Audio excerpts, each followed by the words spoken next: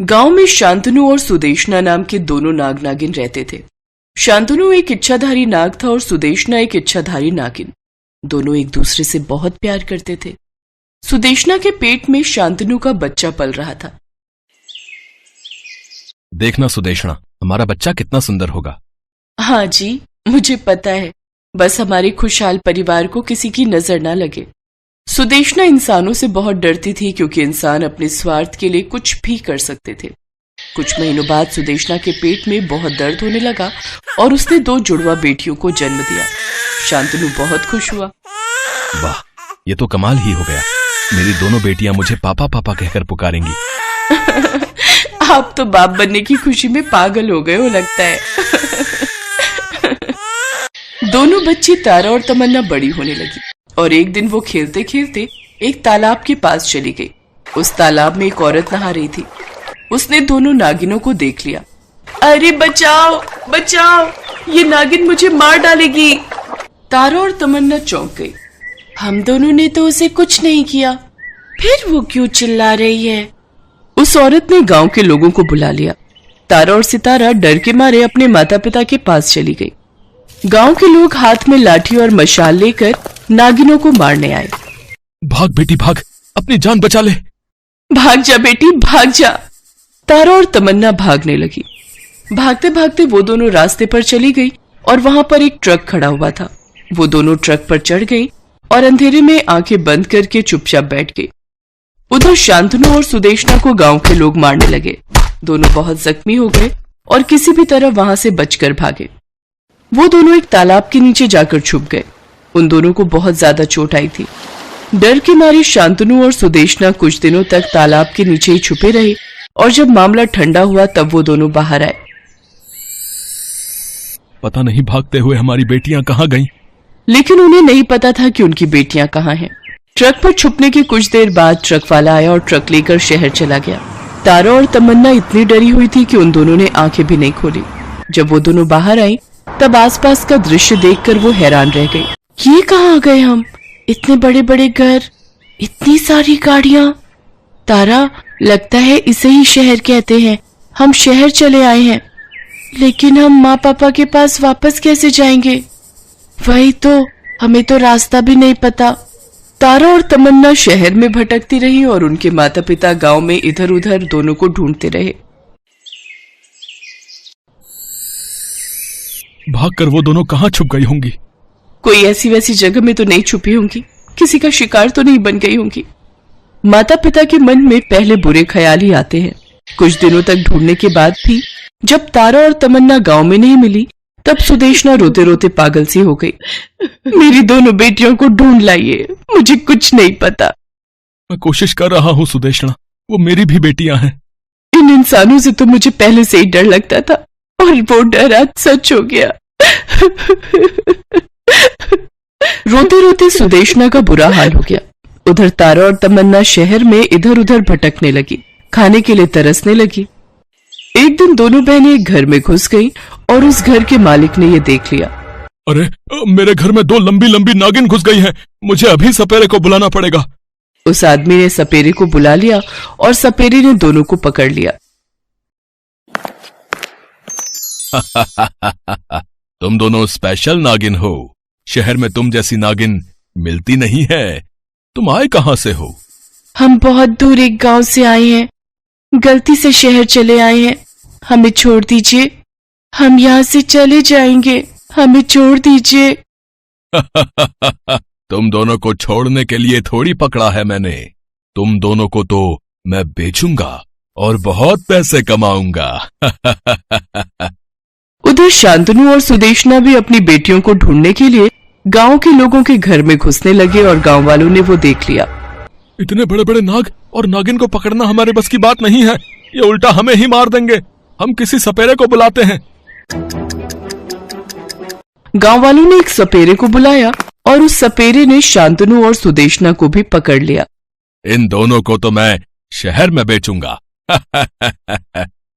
वो सपेरा शांतनु और सुदेशना को लेकर चला आया। शहर में बहुत सारी लैबोरेटरीज थी जहां सांपों को लेकर एक्सपेरिमेंट करते थे। वहां इस तरह के सांपों को अच्छी कीमत पर बेचा जाता था और वो 2 सपेरे एक ही लेबोरेटरी में आ गए। एक के पास पिंजरे में तारा और तमन्ना बंद थे और एक के पास पिंजरे में शांतनु और सुदेशना बंद थे। उन लोगों ने एक दूसरे को देख लिया। मेरी बेटी, बेटी, तारा, तमन्ना।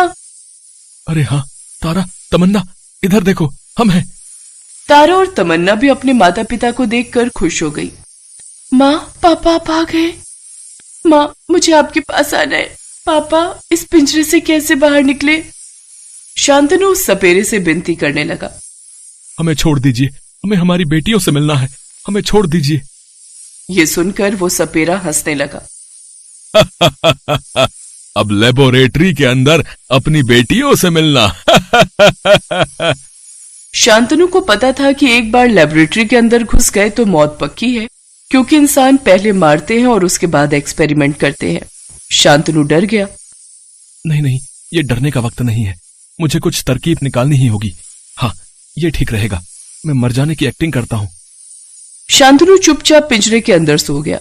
ये देखकर सपेरा घबरा गया। अरे ये क्या, ये मर गया क्या? मरी हुई सांप की अच्छी कीमत नहीं मिलेगी। अरे उठ जाओ। सपेरा शांतनु को निकालने के लिए पिंजरे में हाथ डालने गया और उसी मौके का फायदा उठाकर शांतनु ने उसे डस लिया। उसकी मृत्यु हो गई। पिंजरे का दरवाजा खुल गया था। दोनों वहां से बाहर निकले और दूसरे सपेरे को सुदेशना ने काट लिया। उसकी भी मृत्यु हो गई। शांतनु और सुदेशना ने तारा और तमन्ना को बाहर निकाला और उन्हें गले से लगा लिया। बेटी, मेरी बेटी। तुम लोग ठीक तो हो ना? हाँ पापा, हम ठीक है। हमें बस आप दोनों की याद आती थी। चलिए अब हम यहाँ से भाग चलते हैं। चारों वहां से भाग गए। भागकर वो चारों शहर और इंसानों से दूर एक गहरे जंगल में चले गए, जहां उन्हें परेशान करने वाला कोई नहीं था। और उसके बाद वो चारों एक साथ खुशी खुशी रहने लगे।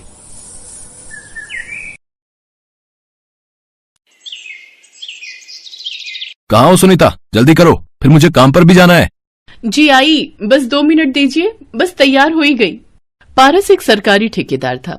उसकी अपनी एक छोटी कंपनी थी जो ठेके पर सड़कें बनाती थी। सुनीता उसकी पत्नी थी। दोनों खुशी खुशी रहते थे। ये दोनों ही भगवान शिव शंकर के बड़े भक्त थे। पारस और सुनीता के पास सब कुछ था सिवाय एक संतान के। इनकी शादी के 5 साल पूरे हो चुके थे, लेकिन अब तक इनका जीवन बच्चे की किलकारियों के लिए तरस रहा था। हाँ तो सुनीता, क्या मांगा शंभू से?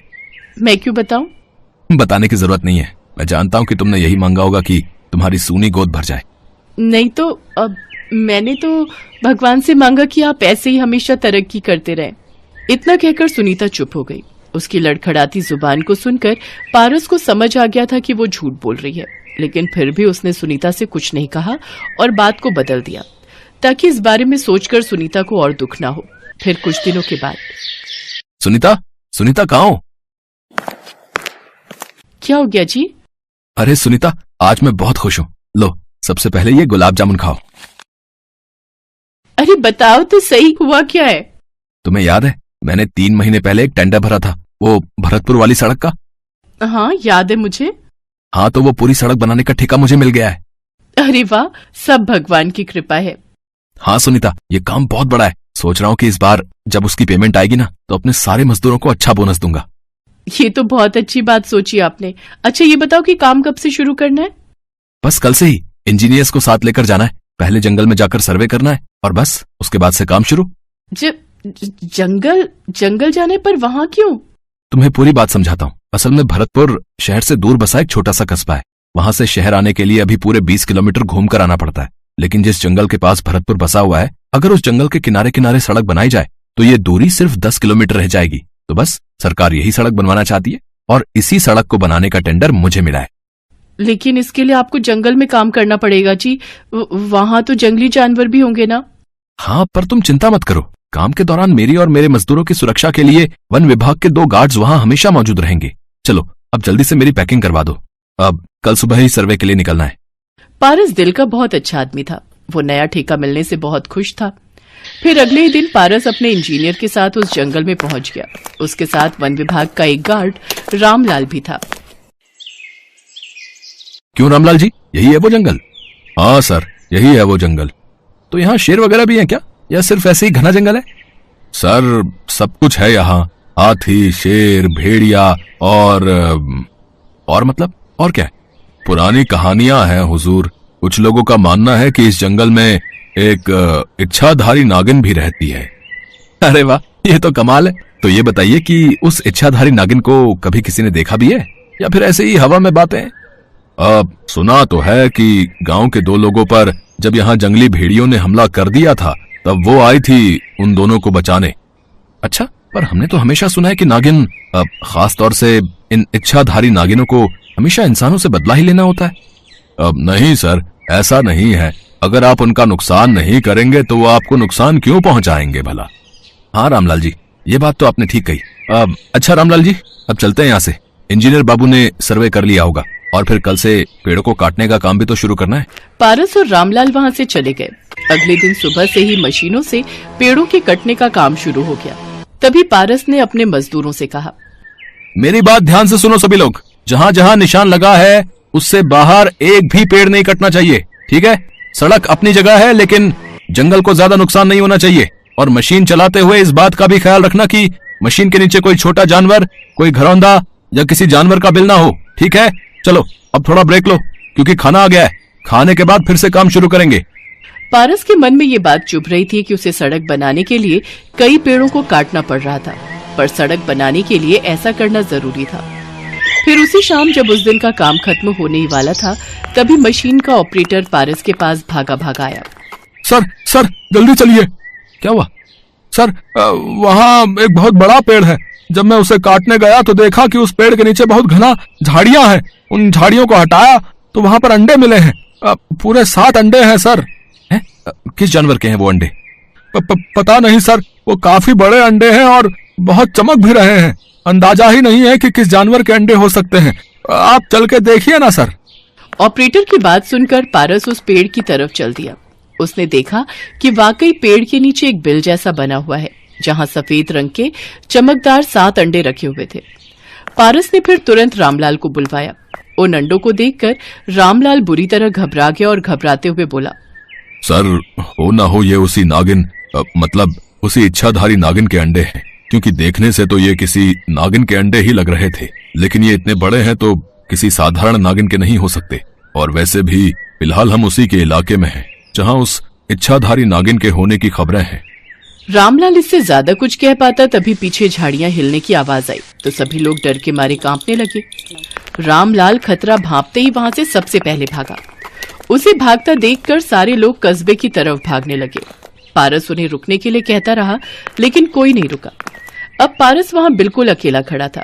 तभी अचानक उसे सामने से 2 भेड़िए उसी की तरफ आते दिखाई दी। वो दोनों बहुत ही खतरनाक दिख रहे थे और उन्हें देखकर पारस भी घबरा गया। लेकिन उन भेड़ियों का ध्यान पारस पर नहीं बल्कि उन अंडों की तरफ था जो पारस से कुछ ही दूर थे। भेड़िए तो अंडे नहीं देते, इसका मतलब ये भेड़िए इन अंडों को खाने आए हैं। नहीं, ये अंडे किसी के भी हों, मगर है तो इनके अंदर भी किसी का बच्चा ही ना। मुझे इनकी रक्षा करनी होगी। पारस ने फौरन जमीन पर पड़ा डंडा हाथ में लिया और जाकर भेड़ियों से भिड़ गया।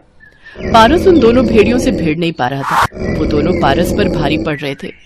पारस को लगने लगा कि आज अंडों से पहले भेड़िए उसे ही मार डालेंगे। लेकिन तभी अचानक वो भेड़िए पारस से दूर जाने लगे। पारस के पीछे से किसी के फुफकारने की आवाज आ रही थी। पारस जैसे ही पलटा तो उसे अपनी आंखों पर विश्वास नहीं हुआ। वहां एक विशाल नागिन खड़ी हुई थी। वो नागिन इच्छाधारी थी, मतलब कि आधी इंसान और आधी नागिन के रूप में, जिसकी आंखें गुस्से में लाल थी। वो फौरन आगे बढ़ी और उसने एक भेड़िए को उठाकर इतनी जोर से पटका कि दूसरा भेड़िया ये सब देखते ही भाग खड़ा हुआ और पहले वाला भी लंगड़ा कर वहां से चलता बना। पारस अब सुरक्षित था, लेकिन अपने सामने इतनी बड़ी और वो भी एक इच्छाधारी नागिन को देखकर पारस की हालत खराब थी। मुझे छोड़ दो प्लीज। मैं तो बस। तुम क्या कर रहे थे मैं अच्छे से जानती हूँ। तुम्हारा बहुत बहुत शुक्रिया। आज तुम न होते तो वो भेड़िए मेरे अंडों तक पहुंच ही जाते। आप तो बोल रही हो? ओह हाँ, मतलब आप तो बोल भी सकती हो। आप चिंता मत करो, आपके अंडों को कोई कुछ नहीं करेगा। मैं अपने सारे लोगों को लेकर यहाँ से चला जाऊंगा। नहीं, तुम अपना काम करते रहो। तुम नहीं बल्कि मैं अपने अंडे लेकर यहाँ से चली जाऊंगी। वैसे भी अब ये जगह मेरे अंडों के लिए सुरक्षित नहीं, लेकिन जाने से पहले मैं आपको एक भेंट देना चाहती हूँ। आप एक काम करिए, इनमें से एक अंडा आप ले जाइए, मेरी तरफ से भेंट समझकर। अब नहीं, मैं नहीं ले सकता। वैसे भी मैं क्या करूंगा इस अंडे का? मुझे सांप पालने का कोई खास शौक है भी नहीं वैसे। ये मेरी भेंट है आपको, तो आपको इसे लेना तो होगा ही। आप चिंता मत कीजिए, ये कोई साधारण अंडे नहीं है, बल्कि एक इच्छाधारी नागिन के जादुई अंडे हैं। इनमें से एक अंडा अपने घर ले जाओ और अपनी पत्नी के साथ उसे भगवान शिव के चरणों में रख देना। फिर जो भी मन्नत मांगोगे वो पूरी होगी। इतना कहते ही नागिन ने अपना एक अंडा उठाकर पारस की तरफ बढ़ा दिया। नागिन की बात मानने के सिवाय पारस के पास अब कोई चारा नहीं था। इसके बाद वो इच्छाधारी नागिन अपने बाकी अंडों को लेकर वहां से चली गई। फिर पारस ने ठीक वैसा ही किया जैसा उस इच्छाधारी नागिन ने उसे करने को कहा था। सुनीता और पारस ने उस अंडे को भगवान शिव के चरणों में रखा और हाथ जोड़कर वही मुराद मांगने लगे जो हर रोज मांगते थे, अपने लिए एक संतान। फिर अगले ही पल अचानक कुछ टूटने की आवाज आई और पारस और सुनीता ने अपनी आंखें खोली। वो जादुई अंडा पहले से काफी बड़ा हो चुका था और उसमें दरार भी पड़ चुकी थी। फिर जैसे ही वो अंडा फूटा तो उसके अंदर से एक बड़ी ही प्यारी सी बच्ची के रोने की आवाज सुनाई देने लगी। पारस और सुनीता की खुशी का तो कोई ठिकाना ही नहीं था, क्योंकि वो दोनों अब ना तो बे औलाद थे और ना ही दुखी।